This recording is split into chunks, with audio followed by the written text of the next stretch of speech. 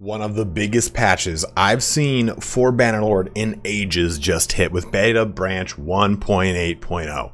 And in this video today, we're going to be covering the entire patch notes. I'm going to go through some stuff in the game as I always do, but in my typical fashion of kind of upfronting the knowledge in this video, let's kind of go over some of the stuff that 1.8.0 covers, because there is a lot we're about to go through. And so I'm going to try to push through this section as fast as we can to get through the notes as fast as we can, because there are, again, a ton. And even if I just kind of scroll through this real quick, you can see that there are tons of notes to go into. But some of the big things that changed here are an overhaul to the skills. So skills will now start to be acquired on a far more reliable basis, meaning that if you are using, say, a combat skill, it's way easier to get skill points in the beginning to then scale out to mid and late game to actually not hit that rut as fast as you normally do.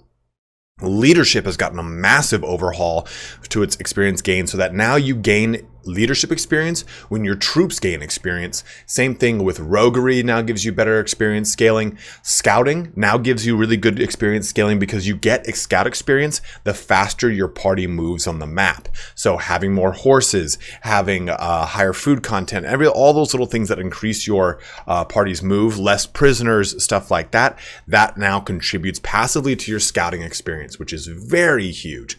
Again, stuff like your combat skills, so range skills, the difficulty of the shot gives you more experience and what have you. Also, armor has gotten a massive overhaul too, so the way that your armor's damage calculations work out, kind of think of it as effective hit points nowadays rather than actual direct armor, and we'll go into that when we talk about the armor section in the patch notes.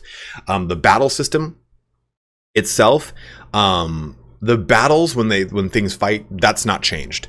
Well, I guess the armor effectiveness does change those things, but the way units spawn in is now entirely different. So it's less of like hey, I've pushed my enemy's backline so far back that now it's beyond their spawn point and they're having units spawn in mid-combat. It's not like that now.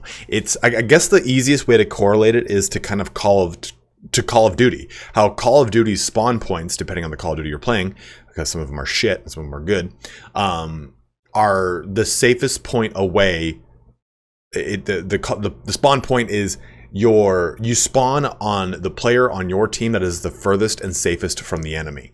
And now there's 3 spawn points, and the units will spawn in the safest one to kind of come to the fray, but they've got a set path. It's not like they're going to spawn behind you because it's safe. Like, no, they've got 3 spawn points across the entirety of their deployment zone, and they'll spawn in the deployment zone that has the safest route to where they have to go. So much better improvement there. The siege AI and the siege logic has gotten a big overwork too, to prevent a lot of siege juddering and jamming up and stuttering and stammering, not unlike myself.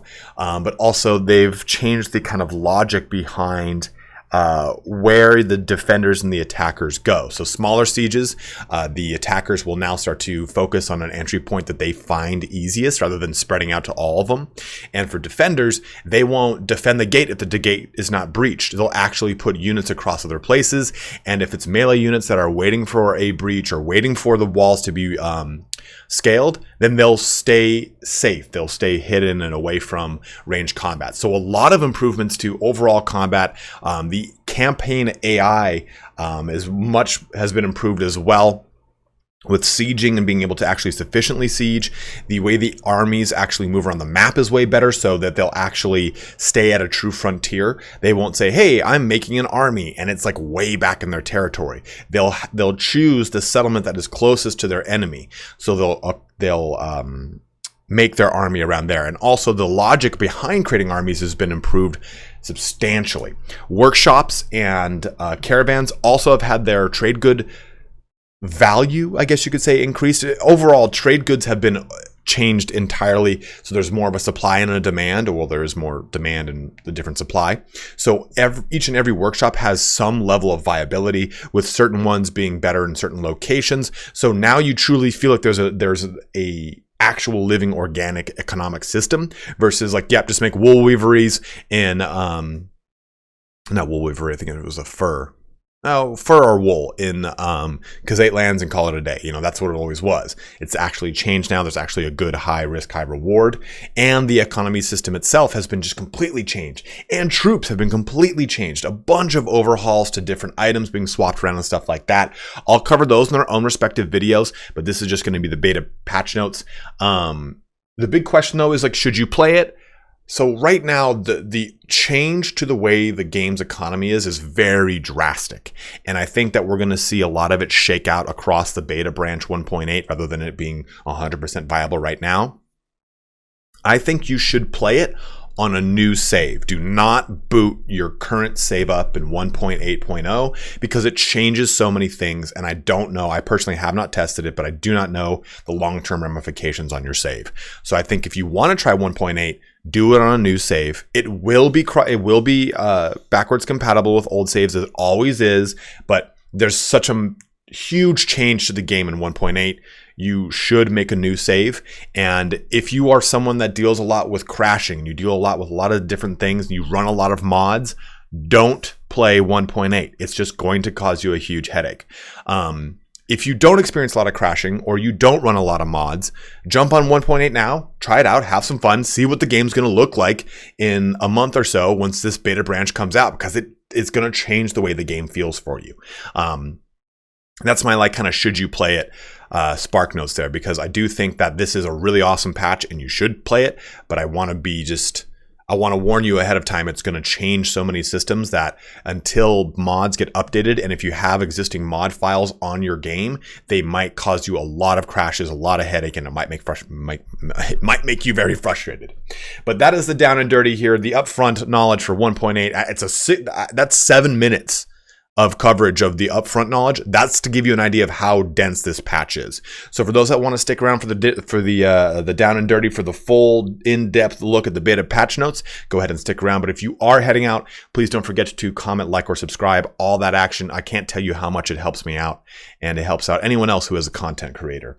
So let's go into the big bad patch notes here for 1.8.0. As always, we'll be starting off with the crashes. If you experience a lot of crashes, make sure you look through this list because there are some ones that have changed. I didn't experience any crashing in my playthrough of the game, but that's always, your mileage may vary because I don't typically experience many crashes, period. And it might be because I run a very vanilla version of the game with only simple cosmetic modifications. But for performance, we have some fixed various lag spikes. That's kind of a big theme here. You're going to see a lot of lag spikes being fixed and changing of the logic for threading and whatnot to make it so that those lag spikes don't really hit you as hard. So example here, optimize AI logic, caravan price data, and settlement variables to improve general campaign performance, and moved agent information AI agent formation AI to another thread to improve frame rates. That's a thread on your processor. Optimize pathfinding operations, improved loading times, which is always great, and fixed CPU usage spikes that occurred in battles while also improving general siege CPU performance. So always fan of seeing any kind of performance improvements to the game. It's night and day compared to the game's launch and now. So I do love to see that. Increased the number of agents used in castles and towns, so this should feel a little bit more lively. Added 4 new battle scenes, also 6 new town scenes for Phycion or Phycan, whatever it is, Diathma, those 6. I'm not even going to struggle through it and just kind of hit my head against the wall, but pretty much all Imperial towns. Added 7 new outer meshes to existing town scenes. Now, what those are is basically the nav mesh for any settlement that has maybe a mission out there, whatever it is. So if you are going to any of these towns and you want to do something outside of it, it just changed the nav mesh and whatnot. But added 5 new Aserai shoulder pieces, 6 new Vlandian shoulder pieces, 6 new Aserai helmets, 4 new Aserai body pieces, 1 new Empire cape, and then added pommels to 16 existing maces. You can go ahead and jump on over to the portion of the video that does show those all off if you want to see them. I'm going to put them in just their own respective video once we jump, or own respective portion of the video once we jump into the game. Now into the campaign map, improved performance and improved some campaign camera behaviors. Party banners will now spawn near the settlement and castle walls once a party enters it. Kind of adds a little bit more immersion there. For the UI, introduced a new scene notification to give more weight to events. They can open automatically or be triggered with a circle notification.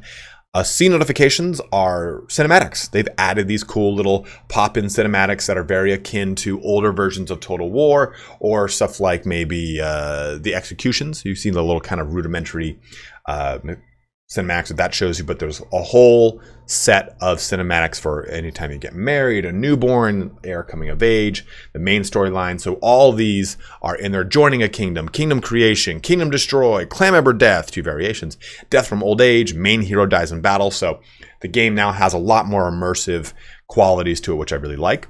Settlement values within the encyclopedia are now restricted to settlements that you are near, that are within your kingdom, or that have a clan member inside of them. So learning about all the many things of a settlement, you cannot do it through the encyclopedia anymore unless any of those 3 criteria are being met. This can be a little bit of a hindrance, so I've put it in red. It's not necessarily a nerf, but it can make you frustrated if you're used to that level of information.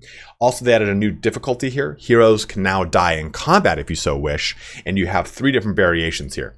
Disable all battle deaths, disable battle deaths player only, and enable all battle deaths. So whatever you'd like to do. Also, enable birth and death will now only be visible during character creation if the birth and death options module is selected in the launcher. If the module doesn't exist, the defeat value is enabled. So that just kind of shows you that they've added a lot of variance to that kind of difficulty if you want that tried and true Iron Man, you're going to die, you're dead forever type of experience. Order of battle configurations are now saved separately for sieges and for field battles, which is lovely. Gameplay options are now shown under controls, visuals, camera, user interface, and campaign categories respectively, rather than just kind of being all slammed together. While cheat mode is enabled, opening the default dismiss party screen will now show all the troops defined in the game on the left side roster. So if you want to do any kind of stuff for modding, that's a nice thing there. Added a show on map button next to names in the clan screen and members tab, which is huge. So you can just quickly jump to wherever they are on the map if they're not within your party. Inventory trade rumors are now sorted by their sell and or by values, which is lovely. Encyclopedia search results are now sorted by their relevance, makes it a little bit easier to kind of move through. Of course, there's tons of other stuff here, right here, like added a new crafting icon to represent an empty piece, updated the canvas texture used in some UI elements. So there's a lot of things. I'm just trying to highlight some of the more important things. Oh, I guess this is kind of cool. We'll highlight that one. General layout improvements in the party screen, kingdom screen, clan screen, mobile, party markers, game menu, and many, many more. So that is a nice thing. Also, attack option is now grayed out instead of removed when the player is too wounded to attack. Might kind of help out contextually if you don't know what's going on. A lot of big fixes have been done here in this patch as well. If you're experiencing a lot of big bugs, that is a cool thing to kind of just scrub through very quickly. But for combat, here's the armor effectiveness I was talking about. So armor effectiveness improvements. Reduce the armor coefficient from 100 to 50. In translation, one armor now provides 2 health points against blunt attacks. Reduced blunt damages pure damage coefficient from 1 to 0.4. And increased additional armor effectiveness against blunt damage from 0 to 0.25. These changes increase the effectiveness of mid to late game armor against blunt damages to make it feel more like a meaningful investment. So what this means is if you've been using, say, swords and you go to attack like a guy in full tier 6 armor, you'll notice that they really don't take much armor, especially if you're playing against someone in the arena prior to the blunt weapon change. You'd be honest, man, I'm hacking at this guy and I'm doing 4 damage, 8 damage, 8 damage, 4 damage. Now, blunt weapons don't have a completely crippling effect on armor like it used to the point where it's like, well, I feel like I'm always wearing fucking paper. That's been changed. In fact, it's like it's almost at 50% reduction in damage for blunt weapons against armor. And I mean, if you look at this, the damage coefficient here, that's a 60% drop. So you're going to find that your armor is more effective in the mid to late game, and you're not going to have as much trouble fighting against anyone with blunt armor or blunt weapons as much as you used to before. It still will do damage, obviously, but not as effective as it once was. Also, all combat mechanic effects, knockdown, knockback, dismount, are now decided using a standard and deterministic model. All weapons that can apply these combat mechanics effects have the relevant flag, like can knock down, can dismount. You see it in the inventory. These flags are displayed on weapon tooltips. So the cool thing here is that this basically allows you to hit if you exceed a certain damage threshold, as it says, you will basically knock them down, dismount them, whatever it is. And then you can get a resistance towards those effects. So athletics will give you a percentage resistance against knockdown and knockback effects. And then riding will give you a percentage against thrust dismount and hooked dismount effects. So obviously, if you are someone on horseback a lot and you don't want to get dismounted, well, riding the skill that you're already increasing while on horseback is going to give you a natural resistance to that. Also, certain attacks might reduce these resistance by a penetration amount, and all perks which provide chance-based knockdown or knockback effects are replaced with those increasing penetration for the same effect. So very nice little quality of life improvement here to actually make knockdowns and knockdowns and dismounts actually occur in the game. Like I said before, they were always active, but it felt like they never, ever tripped off. So it's cool to actually see that coming in a pretty cool fashion. Added light crossbows here, simple, light, and fine. They can be set on the move and are also usable on mounts without a perk. So this enables you to be kind of, one thing that people have always wanted is, I want to have a guy who's on horseback with a crossbow shooting people down. You can now do that with light crossbows. You can run around and go ahead and reset the crossbow to shoot again. So you can now do that with light crossbows, and that's what we're going to be doing in our gameplay that we'll be doing on Saturday. I'll be showing this off here. We'll jump through the Vlandian style playthrough, and I'll show off some light crossbow play. But decrease the damage of blunt weapons by approximately 10%. So in addition to this armor effectiveness improvement, blunt damage has been reduced by 10%. So that is a nerf, just putting that in there here. Throwing axes now deal bonus damages to shields. Just kind of worth noting. Battles and sieges. After a fight, so this has to do with the disorganized state. So now after a fight or when leaving an army, parties will be in a disorganized state for 6 hours. They will move 40% slower and have 20% less battle morale. So this isn't a nerf, it's not a boon or a buff or anything like that. It's just kind of like a, hey, this is how disorganized state works now. So I put it in cyan here to kind of give you guys a clear distinction that it will now have a different effect on things. Things won't be able to finish up a fight and jump into another fight immediately. They will have a good period of time where you can move away from them, or you can't pursue someone else as easily, whatever it is. Now moving into battle, implemented an improved system for spawning reinforcements in battles. Reinforcements will now always spawn near the deployment boundaries of the battle. The initial wave of troops always spawns on the original path with respect to the position of the battle on the campaign map and the battle size. There are 2 new spawn paths that reinforcements can spawn on, one path counterclockwise to the original path and one path clockwise to the original path. Reinforcements will pick the safest spawn path of the 3, with the safest spawn path being the one furthest away from the enemy. This improved system prevents the camping of spawn points by the enemy, as well as the spawning of troops in the middle of the active fight. So that was a huge bit of contention that a lot of people had, myself included, and that has been fixed. Because I mean, I'd be riding through the enemy and doing a great job killing people, then all of a sudden a bunch of their units would spawn, and I'd be like, oh shit, this is going to get weird. So, or they'd spawn behind me if I push them beyond their deployment zone. So it's nice that that's been addressed. Change the AI so that now it uses the formation's total power, including all unspawned troops, to decide battle tactics. This should kind of help out to make battles a little more interesting. Like if they know, hey, I've got 150 cav, but only 25 are on the map, I can kind of change how my tactics work because I know more are coming. I'm very curious to see how this works itself out. But again, I just highlighted it because I think it could be pretty interesting. Now for sieges, we get quite a bit here too. Fixed a bug. Now, the cool thing here is what I'm about to talk about is mainly more bug related with the sieges and less actual, hey, we've added a new system, we've improved upon the system. So it's cool to see that, okay, these things were always in the game, but there was a bunch of overlaying things on top of it that broke it or whatever it was. So it's nice to see at least that, hey, we're not having to build all this stuff into it. We're fixing what's already existing, which is great. Fixed a bug that caused the AI in Siege to deploy an unnecessary number of men to defend the gate despite there being breaches elsewhere. So I've always hated that. It's been fixed. Fixed a bug that caused troops to defend the wrong entry points in sieges, and in sieges, defender troops wait in a safe location before going to fight out the attackers on the walls. That is huge. Improve the system that picks troops for transfers between formations and sieges, reducing meaningless back and forth running. I've seen that plenty of times when I've been defending and been like, what the hell is going on? And that has now been fixed. Improved behavior in siege battles with a small number of attackers. Instead of trying to operate several siege machines, they'll focus on a single siege weapon or breach that they regard as their easiest entry point, which I do like that very much indeed. Also, the gate won't get stuck anymore. Fixed a bug that prevented the player from taking over command of formations in army sieges where the player is the general. I just thought that was like, this must be like a weird way that the game's supposed to be done. Like, no, it was a bug. After capturing a settlement with siege, besieger parties will now transfer garrison troops to the settlement evenly, excluding the player's party. So it's nice to see that okay, we just won the siege and the army moved off, and now that settlement has like 40 people in it. Great, here comes another army and they're just going to rip it down in 2 seconds. So at least now the besieging party will put garrison troops in there and it actually has a chance to stay for longer. And I think that that's absolutely huge. Fixed a bug that caused lords not to donate troops to garrison after capturing a settlement. Kind of plays hand in hand with those. And then fixed a bug that prevented the usage of party engineers' skills while setting up the siege engine. So now having a party engineer is useful. It will actually give you advantages. It'll give you the boons that you've set for that party engineer to actually be useful in a siege. I always hated that. So it is now active for you.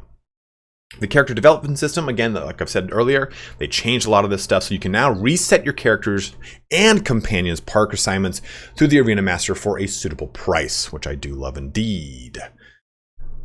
The generic tavern NPCs can also point this out as a tip. Oh, cool. Improved the way NPC child skill and trait levels are calculated. So now they're given over the course of their childhood rather than just immediately once they reach adulthood. But balanced scouting skill gain experience. Again, it is sustained higher party speed with larger parties will now grant more experience. Combat skills, attacking higher tier troops will now provide more experience, and balance the combat perks related to throwing and range weapons to improve the progression curve. Athletic skill gains are on foot attacks. Riding skill gain from range attacks to provide more experience with high difficulty shots. Like, I'm loving these balance to I am loving these balance to skill experience gains. It is massive here. Overhaul the leadership skill experience gain method. Instead of a passive increase, it now is tied directly to experience gained by commanded troops. Love that. You should be able to finally get leadership experience at a reliable rate in the early portions of the game, and it should pop off when you get to the point that you can command an army. I think that is a massive boon. Now, same thing here for roguery. Instead of a passive increase, it is now tied directly to experience gained by commanded bandit troops. Additionally, balance the experience gained from looting caravans and villagers. So roguery, again, way more reliable to get experience. And also engineering. Diversified and balanced the actions which provide engineering skill experience. Destroying siege engines now provides engineering skill experience. Also fixed a number of bugs with a lot of perks here. Combine them all right there. Like the Forestkin perk no longer cuts the Battanian Force bonus down. And I didn't mean for that to be a foresting joke. Forager's perk no longer reduces stewardship experience gain. And then a number of other things here. Like full speed perk now correctly improves the charge damage. There's someone here, there you go. The Way of the Saddle now correctly improves charge damage and horse maneuvering. So that a lot of those have been fixed that were bugged out before. Moving into the clan and the party, I gotta highlight that little guy. Why isn't it done? Oh, there we go. Improved clan management via the clan screen. So you can now exchange the leader of a clan party, assign a new party leader for a clan party if the party leader has died, recall a clan member to your party, send a clan member to stay at one of your towns. So you can do a lot more through the clan screen. This really empowers you as the head of the clan to do more rather than having to manually go and talk to that clan member, manually go and do this and that and this and this. So I really like that. It makes that clan screen feel a lot better. Introduce marriage offers, which will be received via circle map notifications for single clan members, not yourself. This is other than the main hero here. So that's really cool. You can marry off your clan members pretty passively, which is nice. Hero party leaders now have preferred troop types when upgrading, which is cool. Rebalance companion skill traits and updated. That's a greenie. That's a green guy. Updated some of their backstories. This should result in fewer scouts in particular, which is cool. There's always a ton of scouts on the map. Improve the campaign party AI to prevent parties zigzagging in the same spot and the path selection decisions. So they should actually move a little bit more cohesively across the map. And this kind of plays very well into the army's improvement because there's a ton of those too. So improved the campaign map AI, adjusted the decision score calculation of patrol, defend, and besiege stances to increase the siege success rates and aggressiveness of AI armies. Too often what we get is these armies that kind of run around, these massive ass armies that run around, draining cohesion, sacking their own food resources, preventing any of the other nobles from going out and doing anything like raiding or defending. And these armies just kind of run around and don't do anything, or they start a siege and then quit a siege. So this has now been hopefully fixed better. AI armies can now target and besiege the same settlement simultaneously to aid each other. That is massive because, again, prior to this, they would just look at it, oh, you know, you're sieging this location? Okay, I won't help you. Even though I know you can't win, I won't help you. And that, I think, is a huge behavior change that I really like. Also, noble parties now buy and carry more food to provide enough food supply for their armies. You typically get pulled from your food supply, which just sucked. Improve the cohesion boosting behavior of armies. They now boost their cohesion when on important tasks, defending or besieging. So they will stay in the fight longer. Like, how many times have you been about to siege a city and then the army's cohesion runs out? Well, the AI will now prioritize and say, hey, we're about to do the siege. Cohesion's got to get boosted. Armies now assemble near a friendly settlement that is closest to the target enemy settlement, reducing the travel time to the target enemy settlement. This is another massive one because you oftentimes will get these armies that'll say, hey, this guy's gathering an army and he does it. Let's take a look at the Northern Imperials. They'll do it almost all the way over the western portion of their territory when they're fighting Khazate. And you're like, dude, that's going to take you 50 years to get to wherever you're going to go say you're going to defend, and that thing's going to be gone. So this at least kind of creates a true frontier, like almost like a no man's land between the closest enemy target and their own allied target. So we'll actually have that a lot of fights going on, and it creates a true line of battle, which I really like a lot more.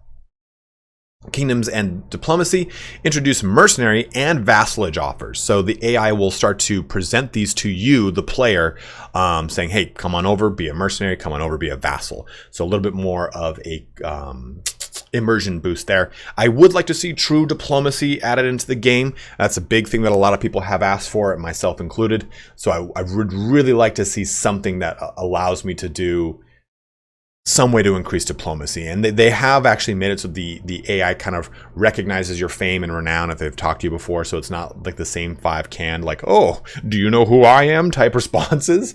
So I hope that's kind of like a step in the way of diplomacy. Like, I don't think we need to get crazy here with like courtly diplomacy and attending galas and balls and feasts, although we do need feasts. But I do want to see some sort of actual interaction amongst these kingdoms so that it feels like true immersion, like they're truly alive. Now, economy and trade adjusted the supply and demand of various trade goods and made caravans and workshops more profitable, as well as more risky investments. They are definitely a lot more profitable. My good buddy Flessin19 has covered this already, saying that, you know, every single workshop for the most part is viable. Just the ones that have better supply and demand in that region, or you can supply that region with more supply and demand, make for better workshops, which I love. Added the Camel Ranch village type, which is cool. Now there is an extensive post here on the economy and trade rework. If you'd like to see an exclusive video on that, go ahead and let me know in the comment section below, because it is in depth, and to cover it here would just make this video like double the length. So go ahead and let me know in the comment section if you want me to cover that, and I definitely will. Now for crafting, that has been changed here as well. Separated the crafting piece unlocking experience into respective weapons types. Crafting a weapon now collects experience for that weapon type only, and any unlocked part will be available for that weapon type alone. So made existing crafting pieces from weapon templates available across other templates. So, you know, the pommels of all these have just kind of been swapped, or been made available across multiple types of weapons. And a big focus here is on axes and maces, things that we had way less of before, including adding 14 new heads and 5 new handles, which can be used for the creation of 2-handed maces in the smithy. Finally, 10 Two-handed maces created out of these pieces have also been added to the marketplace in various troops. So these troops now will use them. So the Aserai Mameluke Guard, Mameluke Palace Guard, Sturgian Linebreaker, and also just bandits in general will have these new two-handed maces, which is great. Adjusted the weight of tier 2 mace heads and reduced their damage factor by 10% as well, kind of matching up with that mace damage we saw. Now for settlement actions, they lowered the upgrade chance of recruits. So recruits will no longer be in an abundance of like super high top tier. You're going to have to just kind of build them up from the ground up. So a bit of a nerf, but it is worth noting, and it is, I think, a good balance change. You can now hire tavern mercenaries through the menu option even when your party is at capacity. The ransom your prisoners menu option no longer ransoms prisoners that are locked in the party screen, which used to frustrate the shit out of me. Fixed a bug that caused the garrison to starve even though there was food in the settlement. That one's massive because that was a big issue. Also, this is actually nice too. 10% of the prisoners in all settlements will now be sold daily to prevent dungeons from exceeding the prisoner limit. All settlements. So I'm hoping that includes your own, because that's like you'd put prisoners in your own settlement and they just sit there. So now this has been changed and 10% of them will get sold off. So I'd love to see that. Quests and issues, there's a bunch here, mainly just kind of changing a lot of the reward system, fixing bugs, kind of changing the way that they all kind of interact on the map, stuff like that. But for the most part, like manual labors, for example, doesn't pay out as much as it used to, stuff of that sort.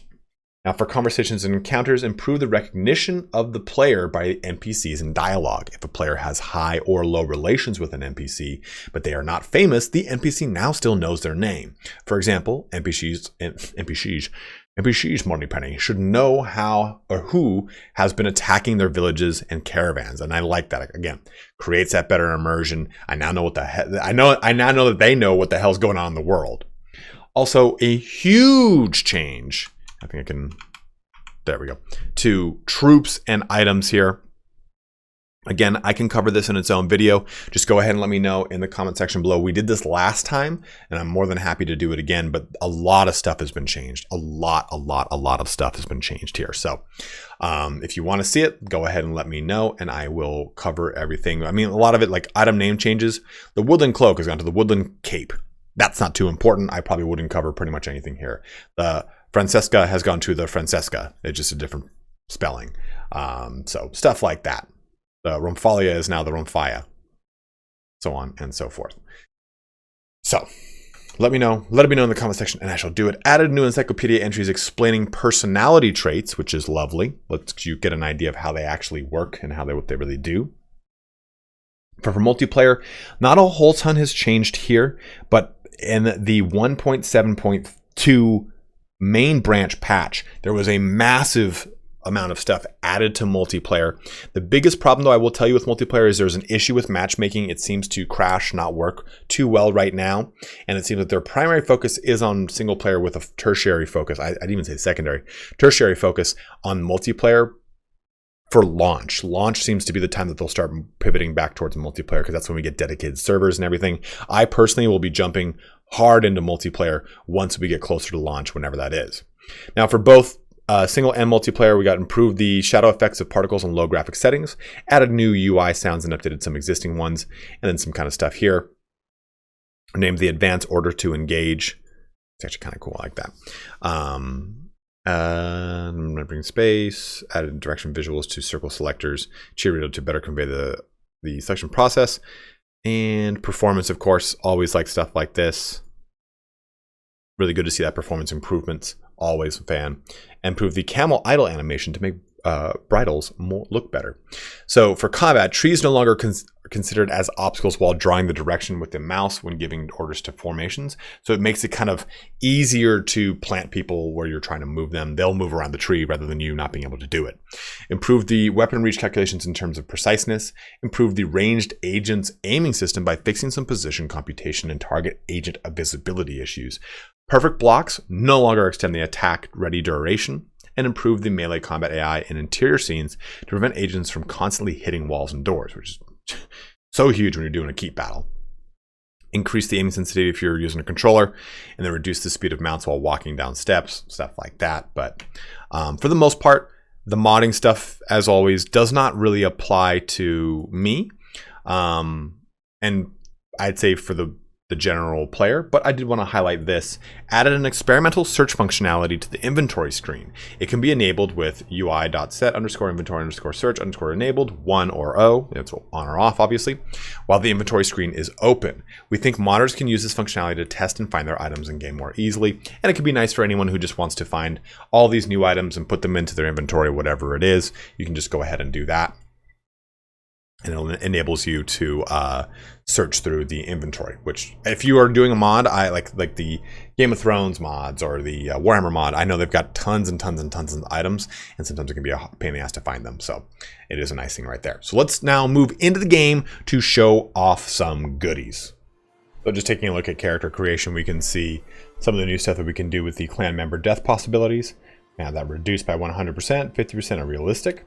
We can have heroes death in combat, the possibility of you or other heroes to die in battle. So have that enabled for all deaths, disable battle deaths for the player only, so everyone else can die except for you, and then disable all. Then you auto allocate clan member perks, and then iron mode. So these two we've already had, but just wanted to show where you would do that, and it would be the game difficulty here. Ignore the double horse, it's kind of creepy, but just showing that off to start us out. For our new inventory items, we get some pretty awesome things here. So for one, we get 4 new Aserai body pieces. We get the Southern Mail armor, Southern Mail reinforced mail vest, the short mail, so you get the arms on it basically. And then we have the last one here, which is sleeveless, but it looks awesome. It looks great. And what I always find really cool about these like post early access launch items, they all look so goddamn badass. So let's take a look now at the new helmets. You have a bunch of variations here, and it says 6 new Aserai helmets. Yes, each one is different, but it's just a different variation, right? So with a turban here, without the turban, the closed helmet, so it's open there in the face. You have the one with leather here instead. Then you have just the normal one without the turban on it. So you can see that while yes, it is 6 different ones, it's really just 1 and 6 different variations is a better way to look at it. Also, we have the new heavy cloak, which is pretty cool, pretty heavy, and a cloak as it were, but really, really sharp looking. Really like that. It says it's an Imperial, but looks like it might be more Battanian style. Now, these are pretty sick. These are new shoulder pieces, and there are 5 new Aserai shoulder pieces, and there are 6 new Vlandian shoulder pieces. So the decorated bronze, as you can see, is definitely the really sick Aserai ones. I really like them. Like, dude, that looks so good. That looks so good. I might not have all of them here. I don't think I do. We're gonna take a look here. Bronze scale, decorated. Okay, that is. I'm looking at the list on my right side, but like that is so good looking. And they also get some scale shoulder guard. Actually, this might be part of the new Vlandian ones. This is a Aserai one. Look at that. Look at that. Bronze scale. It looks great. Now the new Vlandian ones, again, we'll look at the scale shoulder guards. That's part of the Vlandian ones. I'm sorry. But look at these, dude. Like the ornate pauldrons, that looks cool. That looks cool as hell. That's gonna look really good with some Vlandian armor. Let me see if I can scoop through some real quick here. Let me see what we get. Let me see what we get. I'll even put like a little. Yeah, let's see what we can find really fast. I'm like quickly moving through this to do it. Like now that we've gotten some great shoulder pieces, I would like to really see some good looking Vlandian armor, right? We would kind of have some pretty flat looking Vlandian armor. There you go. That's like one of my favorite ones. This one's even better. There we go. So that looks great. You get the cape here, the ornate pauldrons with the cape, the reinforced pauldrons over scale. Like it just looks really good. Reinforced ornate pauldrons. Like I absolutely love that look. It was something that was really missing from the Vlandian armor overall, so I'm really stoked to see it. But that is all of the new weapons and armor, or all the new armor. There's no new weapons, and I'm really, really, really stoked on them. Again, we do have, you can craft to get all the new stuff here, but it's nice to see that you'll be able to get some two-handed maces finally going in the game a little bit more reliably. And You'll have the ability to do the knockbacks and stuff like that on these, like bonus against shields, better indications of if something knocks you back. Let me see if I can get to the piercing weapons here. It'll show us that. This might have it. Nope, nope, nope. Where's that knockback? I just saw before I started the video. I'm like, oh, make sure to talk about that. There it is.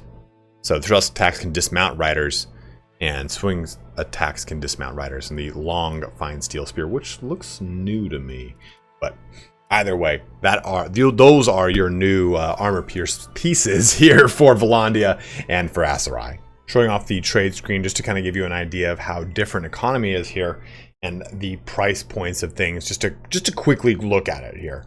Raw silk, silver ore, stuff like that. The thing that kind of a little bit more, the shops in this town are focusing primarily on wool weaveries. So you'll see then that means that wool is going to have more of an emphasis in this location. Flax, obviously, stuff like that kind of contributes to it, is going to be more important here than, say, well, let's look at something clay or iron ore. Stuff like that is not going to have as high of a value because the demand is not as high. So that's just kind of to give you an idea that this game now has a better way of focusing on these individual things and trying to push them out to you, or try to get a better sense for economy, rather than just simply, oh, okay, it's these things. It's always going to be that wood always sells really well here in any of the Battanian lands, or take Battanian wood and go sell it over in Sturgia, or take the horses from Aserai and go sell them in Vlandia.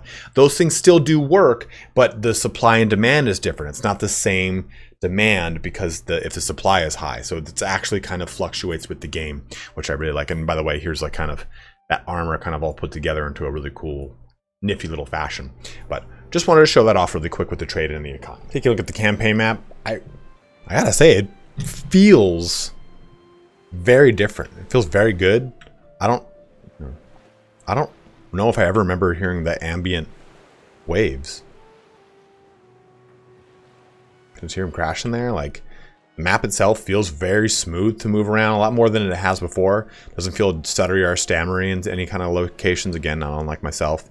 It also feels very like, well, minus that floating horse there. A little bit higher resolution. I don't know, that could just be me and not having like played in some time, but the map feels very good. It feels very, very, very good, and I like that a lot. And you get still the same amount of information you get, right, as far as knowing what's around you. You're not going to know, though, going all the way over here, if there's any quests for these locations. And even moreover, if I were to take a look at this location, remember, do these locations now unique? Did it always show what that town looked like? So it looks like it's like an actual like a duplicate of the town, what the town actually is in the actual battle scene, just on the map. I don't know if it was ever like that. Was it? I can't remember. God, I've gone through so many iterations of this game. It's so hard to remember that crap. But if I were to go to any of these guys, let's go to this dude and Revolt, I now can't see this information, right? Whereas before you could see all this little bit of information and you get a pretty good idea of what the town or how the town was doing. You now just get general overview information unless you are part of this kingdom or you have someone in that town. So that has been changed around quite a bit now. Stability on the combat map also looking pretty sharp here. I've got a light crossbow on horseback. Let's kind of get some shots in on these people. Oh, right over the head. But, I mean, things look pretty good. Like, that was surprising to see an actual formation charge there, too, rather than just like a, hey, I'm going to blanket charge from the front and I'm going to shoot my crossbow like that. But things look pretty good. Let me see if I can get a stop here and all. Okay, well, sorry, guy. Got a little shot on him, but you can see the quick battle map here. This was a real fast one. Feels pretty good. Feels pretty strong. But let's take a look at like maybe what a larger battle looks like. So we're going to charge all the way up to these looters here, and we're going to test kind of how. If I pull out this, it should start throwing rocks at me. And I got full tier 6 armor on, and I mean 5 damage, you know. So it's like. Now, we're not going to be seeing those. I mean, it's hurting my horse a little bit. My horse doesn't really have much more armor on him, but in the past, we used to see these rocks that would just deck and dick you right in the initial portions of the game. So it's nice to kind of see those. And I've got that crossbow, so I'm just loosing it on people. Go ahead and reload this. So it makes the beginning portion of the game pretty fun with a crossbow here.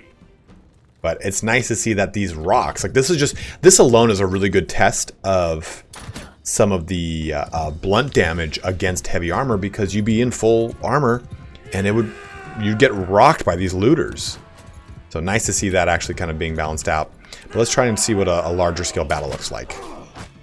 So let's watch this battle kind of go out together here. I just did a custom battle and I'm having these two armies fight. So I put my battle limit as low as possible to see how this all kind of zones in. I don't really care about how the battle turns itself out. But I have I have something like 800 total troops, and I put it to just 250. So we should be able to see quite a few zoning in here. And by the way, look at this. It does not stop my horse anymore going through. This one might. Hey, it didn't. So those little tiny shrubs that usually stop your horse, they don't stop your horse anymore. But we can see, let me get to this high vantage point.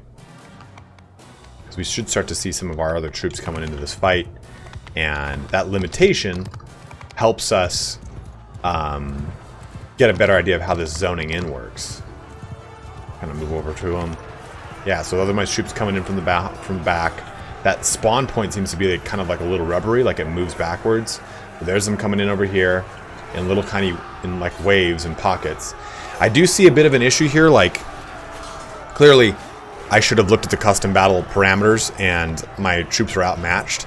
But it looks like the waves of reinforcements are just getting cut down because they now have to deal with 66 top-tier Darkins, and these just seem to be Billmen. But I'm getting my other units in here, so they're coming in way far back. So I do like that, and I feel like over time that will kind of scale out and be beneficial, because, you know, okay, now I've got way more units coming in here, much bigger supply of units, and everything's on F6, so they'll kind of take their time. Oh, Jesus. Oh, that armor effectiveness there. So things seem a lot better, a lot more cohesive in these matches. And these guys have kind of made these individual pockets, these individual lines, to kind of not just mass up and coagulate into each other, which I like a lot. Like, this is really, I feel like this is a lot more of like an organic, cool battle rather than, okay, let's just watch these two hordes of units mass into each other. And it looks like they're getting some reinforcements over there in that direction. So it does seem to be kind of not static. It does move around with the deployment or with the current position of your troops. It's not super far back. So I do like that. There's a nice ebb and flow to this combat here. This is pretty interesting. I do really like this. This is a lot better. No, don't do it. Okay. Okay, normal trees still hurt, but it's nice to see that these shrubberies don't stop my character anymore, which is really good. Take that, Khazate Lancer. I love that. Like, I'm not going to run through this forest here and get stopped like I normally would have prior. And I don't know if that's a 1.73 convention, or 1.72 convention, or 1.8, but dude, that's so huge. So the game's looking great. The game's handling well right now. The performance seems really, really smooth. I'm liking the way that these battles kind of work now with this zoning in and everything. Overall, I think 1.8 is a really strong step forward. Get away from me. I'm trying to do an outro here, dude. We'll go into a little bit of photo mode for this. So, again, I do really like where the game's at. There's some things that I did not show off here, like the way the UI is improved for like the quest logs and the party screens and stuff like that. But I feel like a lot of it you're really going to get a sense for once you load into 1.8, because so much of it is under the hood. How experience gain works is so much more under the hood and less exemplary from just simply showing you a quick screen or something like that. So I think give 1.8 a try. If you want to see what it looks like, I'll be streaming it here on Saturday. Do my typical beta branch 1.8. We'll sort of Vlandian playthrough and play with a little bit of light crossbow and have some fun there. And if you have an opinion on this, you say, hey, you know what? I really like this. I don't like that. go ahead and let it be known in the comment section below. Always good to get strong feedback to the developers, because they do read that feedback. They read the forums, they read the Reddits, they read they watch the streams, they read the comments. So let that feedback be known. Of course, I've already released that video on some of the other things that they said are coming that is not in this patch, and I'm really excited to get stuff like banner bearers in due time. Of course, I'd like to see that a little bit more of an emphasis other than some of the other things. But again, really great performance here. Didn't really get any crashes on this. Your mileage may vary. It's going to depend upon whether or not you have a ton of modified files. Verify those file integrities, stuff like that before 1.8, so that you know you're in a good position. And man, this fucking music is bumping today right now, right? Just going wild. But as always, guys, thank you so much for watching here today. Stoked on 1.8. Ready to have some fun in this, start a new campaign and get it really hot and horny with it. But thank you as always for watching here today. Have a good one and take care.